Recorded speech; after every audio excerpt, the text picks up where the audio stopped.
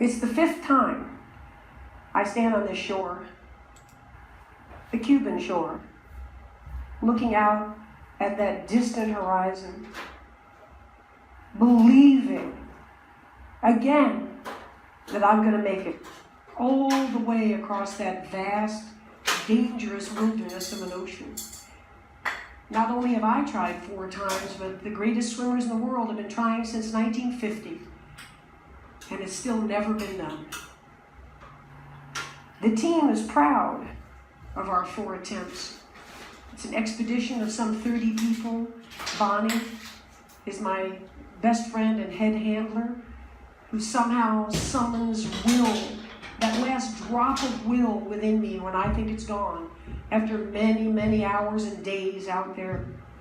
The shark experts are the best in the world, large predators below.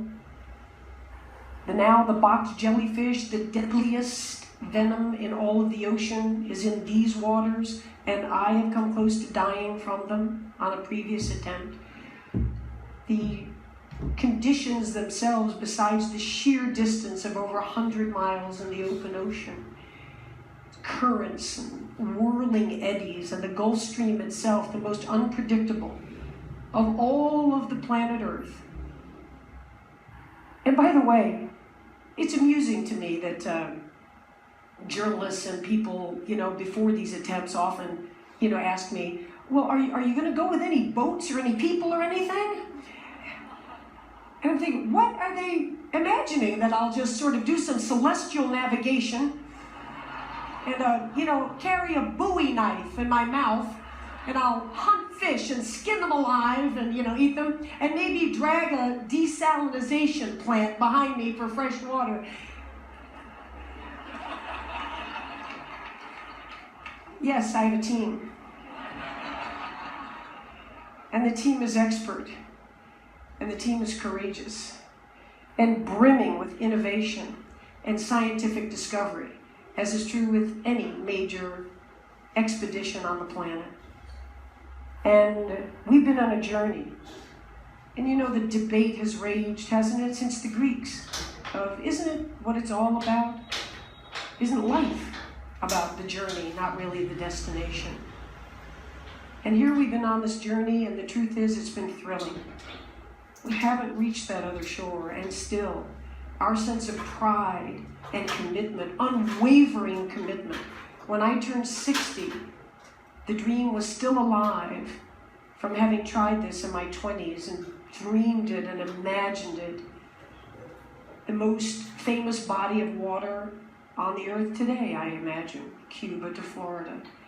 And it was deep in my soul. And when I turned 60, it wasn't so much about the athletic accomplishment. It wasn't the sort of ego of I want to be the first. That's always there, and it's undeniable. But it was deeper. It was how much life is there left. Let's face it, we're all on a one-way street, aren't we? And what are we going to do? What are we going to do as we go forward to have no regrets looking back? And all this past year in training, I had that Teddy Roosevelt quote, to paraphrase it, floating around in my brain, and it says, you go ahead. You go ahead and sit back in your comfortable chair, and you be the critic. You be the observer. While the brave one gets in the ring and engages and gets bloody and gets dirty and fails over and over and over again, but yet isn't afraid and isn't timid and lives life in a bold way. And so, of course, I want to make it across. It is the goal. And I should be so shallow to say that this year, the destination was even sweeter than the journey.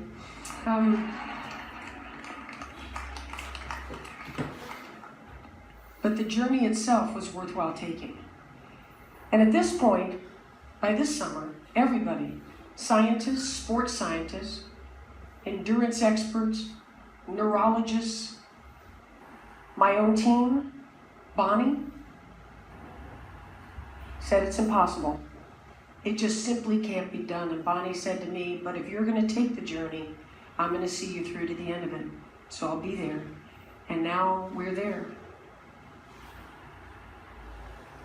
And as we're looking out, kind of a surreal moment before the first stroke, standing on the rocks at Marina Hemingway, the Cuban flag is flying above, all my teams out in their boats, hands up in the air. We're here. We're here for you. Bonnie and I look at each other and we say, this year the mantra is, and I've been using it in training, find a way. You have a dream, and you have obstacles in front of you, as we all do. None of us ever get through this life without heartache, without turmoil. And if you believe and you have faith, and you can get knocked down and get back up again, and you believe in perseverance as a great human quality, you find your way. And Bonnie grabbed my shoulders and she said, let's find our way to Florida. And we started, and for the next 53 hours, it was an intense, unforgettable life experience. The highs were high, the awe. I'm not a religious person, but I tell you, to be in the azure blue of the Gulf Stream, as if as you're breathing, you're looking down miles and miles and miles, to feel the majesty of this blue planet we live on. It's awe-inspiring. I have a playlist of about 85 songs, and especially in the middle of the night, and that night, because we use no lights. Lights attract jellyfish, lights attract shark, lights attract bait fish that attract sharks. So we go in the pitch black of the night. You've never seen black, this black. You can't see the front of your hand, and the people on the boat, Bonnie and my team on the boat, they just hear the slapping of the arms, and they know where I am, because there's no visual at all. And I'm out there kind of tripping out on my little playlist. I've got tight rubber caps, I don't hear a thing. I've got goggles and I'm turning my head 50 times a minute. I'm singing, imagine there's no heaven. Do-do-do-do-do. It's easy if you try. Do-do-do-do. And I could sing that song 1,000 times in a row. Now there's a talent unto itself. And each time I get done with, who you may say I'm a dreamer, but I'm not the only one. 222. Imagine there's no heaven. And when I get to at the end of 1,000 of John Lennon's Imagine, I swung 9 hours and 45 minutes. Exactly. And then there are the crises. Of course there are. And the vomiting starts, the seawater, you're not well, you're wearing a jellyfish mask for the ultimate protection. It's difficult to swim in, it's causing abrasions on the inside of the mouth, but the tentacles can't get you. And the hypothermia sets in. The water's 85 degrees, and yet you're losing weight and using calories. And as you come over toward the side of the boat, not allowed to touch it, not allowed to get out, but Bonnie and her team hands me nutrition and asks me what I'm doing, how am I all right? I am seeing the Taj Mahal over here. I'm in a very different state. And I'm thinking, wow, I never thought I'd be running into the Taj Mahal out here. It's gorgeous. I mean, how long did it take them to build that? It's just woo.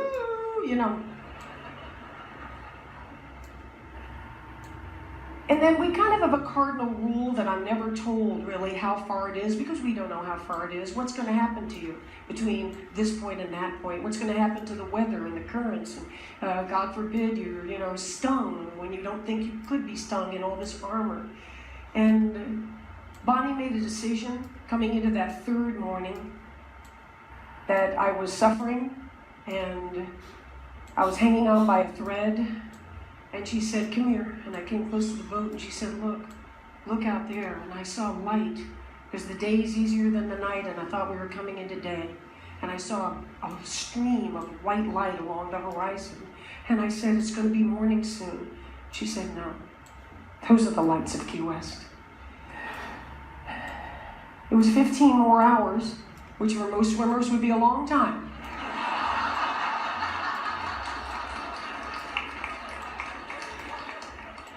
You have no idea how many 15-hour training swims I had done. So here we go, and I somehow, without a decision, went into no counting of strokes and no singing and no quoting Stephen Hawking and the, parameters of the universe. I just went into thinking about this dream and why and how. And as I said, when I turned 60, it wasn't about that concrete, can you do it? That's the everyday machinations. That's the discipline, and it's the preparation, and there's a pride in that. But I decided to think as I went along about, the phrase usually is reaching for the stars, and in my case, it's reaching for the horizon. And when you reach for the horizon, as I've proven, you may not get there, but what a tremendous build of character and spirit that you lay down. What a foundation you lay down in reaching for those horizons. And now the shore is coming. And there's just a little part of me that's sad. The epic journey is going to be over. So many people come up to me now and say, "What's next?" We love that. That little tracker that was on the computer, when are you going to do the next one? We just can't wait to follow the next one. Well, they were just there for 53 hours. And I was there for years. And so there won't be another epic journey in the ocean, but the point is, and the point was, that every day of our lives is epic. And I'll tell you, when I walked up onto that beach, staggered up onto that beach, and I had, so many times in a very puffed up ego way, rehearsed what I would say on the beach. When Bonnie thought that the back of my throat was swelling up, and she brought the medical team over to our boat to say, that she's really beginning to have trouble breathing. Another 12, 24 hours in the salt water, the whole thing. And I just thought in my hallucinatory moment that I heard the word tracheotomy. And Bonnie said to the doctor, "I'm not worried about her not breathing. If she can't talk when she gets to the shore, she's going to be pissed off."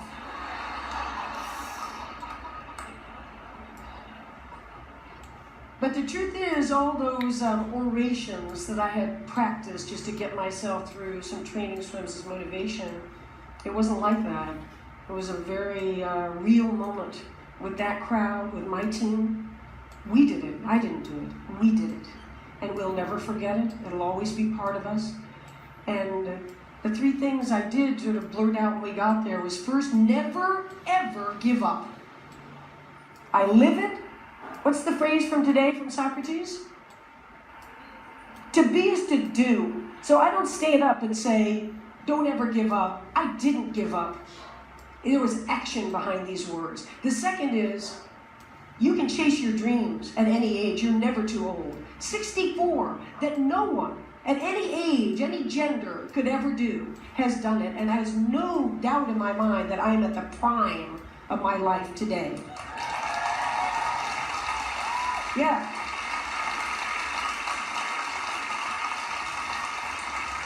Thank you. And the third thing I said on that beach was, it looks like the most solitary endeavor in the world, and in many ways, of course, it is. And in other ways, and the most important ways, it's a team. And if you think I'm a badass, you want to meet Bonnie. Bonnie, where are you? Where are you? There's Bonnie Stoll, my buddy.